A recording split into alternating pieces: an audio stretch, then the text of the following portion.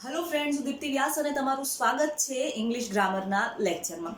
વિદ્યાર્થી મિત્રો, ઇંગ્લિશ ગ્રામરમાં આપણે સિમ્પલ પાસ્ટ ટેન્સનો અભ્યાસ કરી રહ્યા છીએ. શરૂઆતના જે 2 લેક્ચર કે 3 લેક્ચર ગયા એમાં સિમ્પલ પાસ્ટ ટેન્સની સમજૂતી હતી, એના કીવર્ડ્સ હતા, એના યુઝિસ હતા.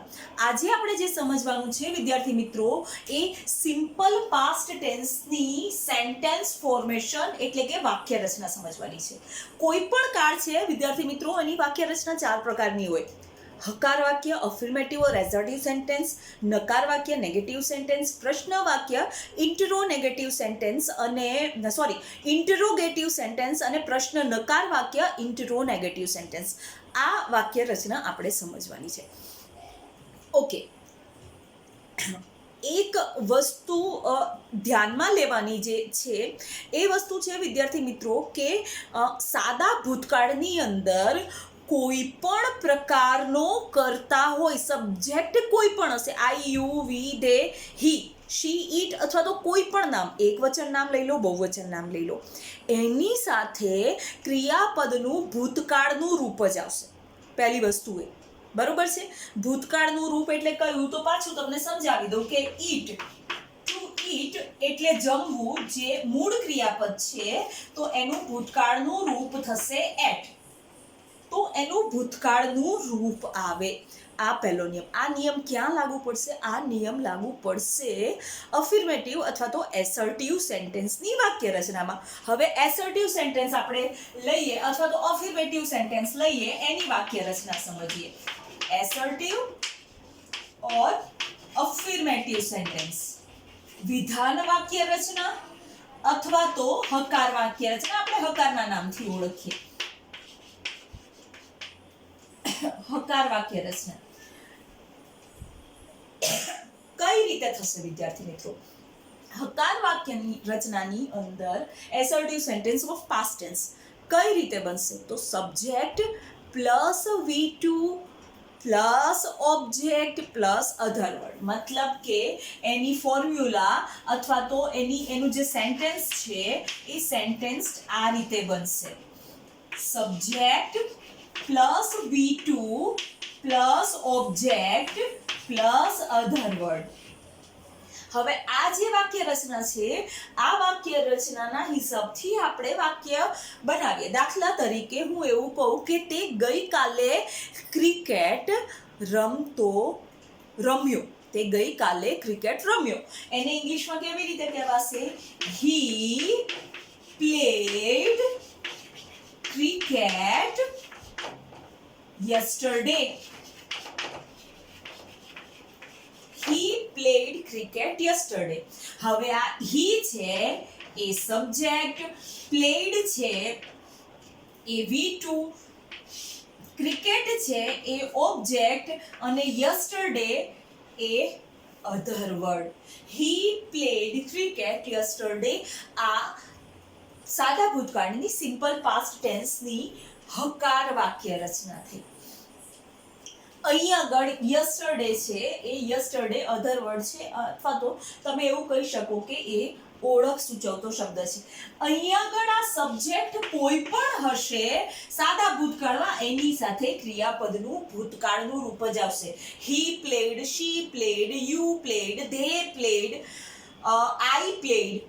બધા જ પ્રકારના કર્તા સાથે તમારે કમ્પલસરી V2 એટલે કે ભૂતકાળનું રૂપ મૂકવાનું રહેશે. તો આ હકાર વાક્ય રચના થઈ ગઈ. Subject plus V2 plus object plus other word. હવે વિદ્યાર્થી મિત્રો જોઈએ આપણે નેગેટિવ વાક્ય રચના. નકાર વાક્ય રચના કઈ રીતે બને?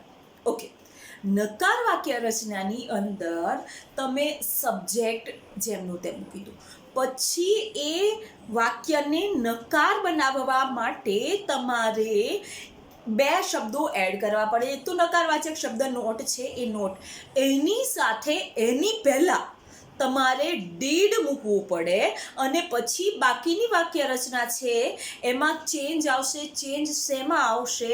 ચેન્જ આવશે એના ક્રિયાપદમાં જે V2 લેતા હતા ને એ V2 ના બદલે આપણે V1 લેવાનું છે અને બાકીની વાક્ય રચના જેમની તેમ છે. જો ફોર્મ્યુલા આપણે સમજો પછી તમને સમજાવું છું એની ફોર્મ્યુલા, એની વાક્ય રચના કેવી રીતે બનશે.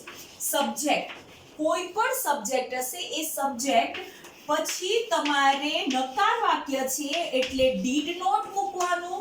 ડીડ નોટ મુકાઈ ગયા પછી તમારે ક્યારેય ક્રિયાપદનું ભૂતકાળનું રૂપ એટલે કે V2 નહીં મૂકવાનું, તમારે V1 મૂકવાનું, મૂળ ક્રિયાપદ મૂકવાનું અને પછી ઓબ્જેક્ટ અને પછી અધર વર્ડ. આ નેગેટિવ વાક્ય રચના થઈ ગઈ.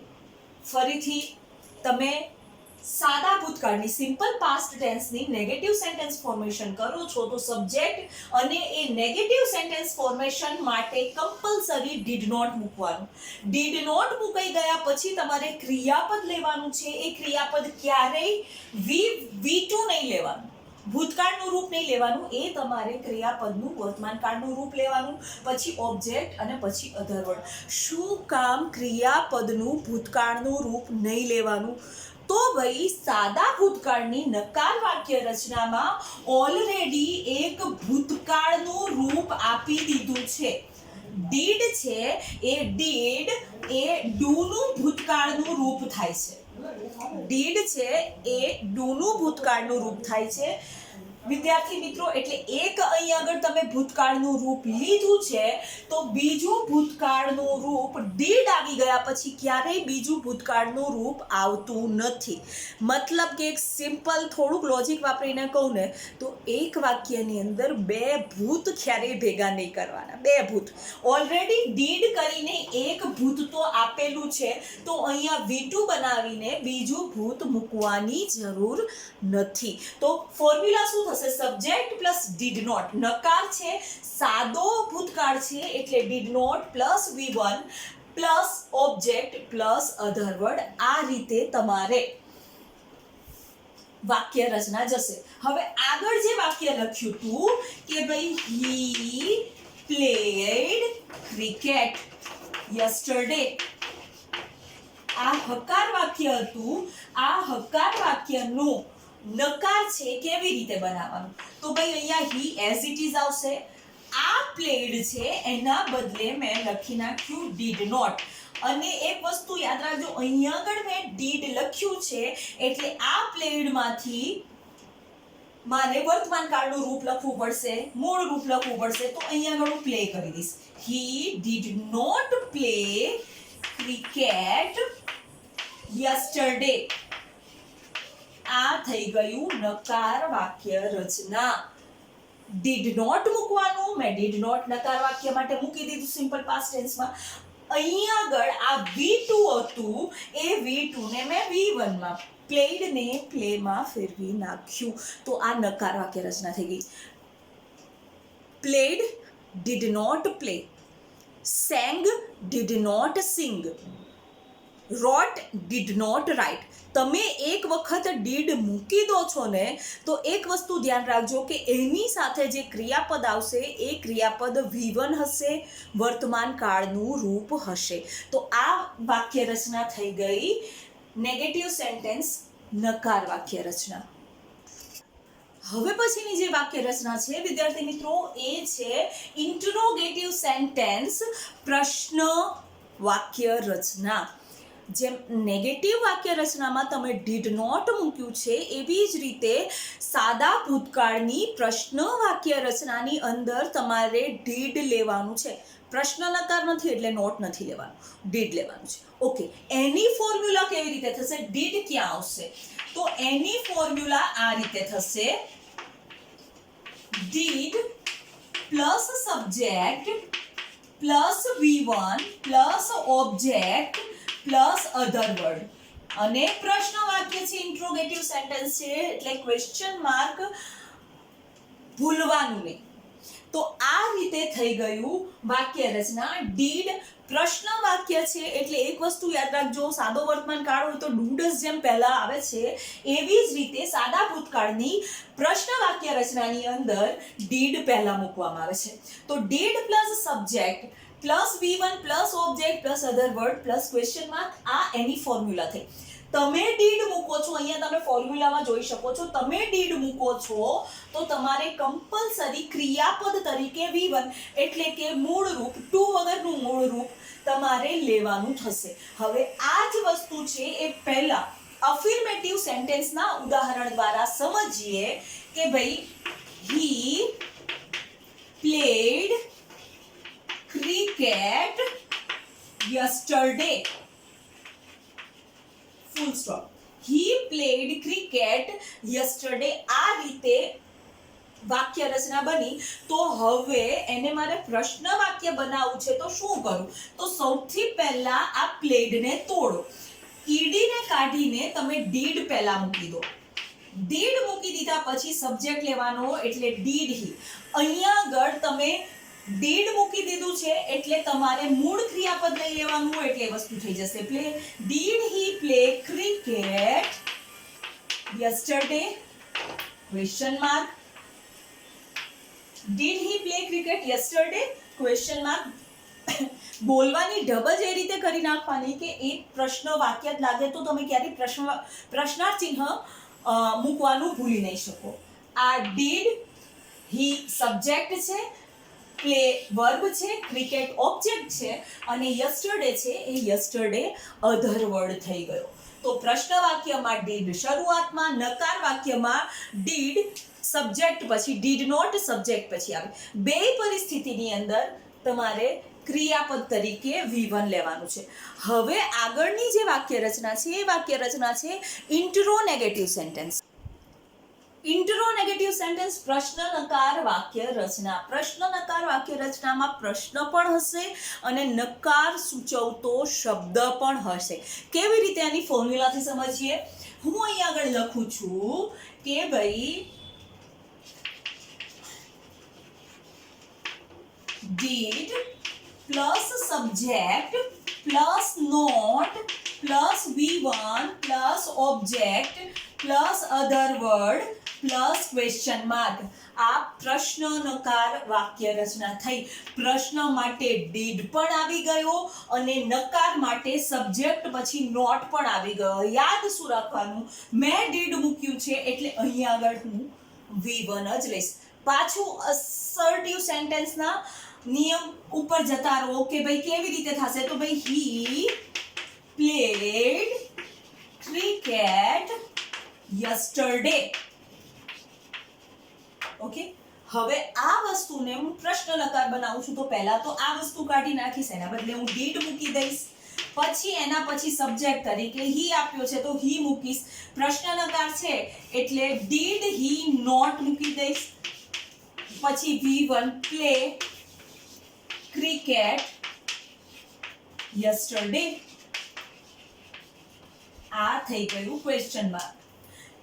Did he not play cricket yesterday? તે ગઈકાલે ક્રિકેટ નહોતો રમ્યો.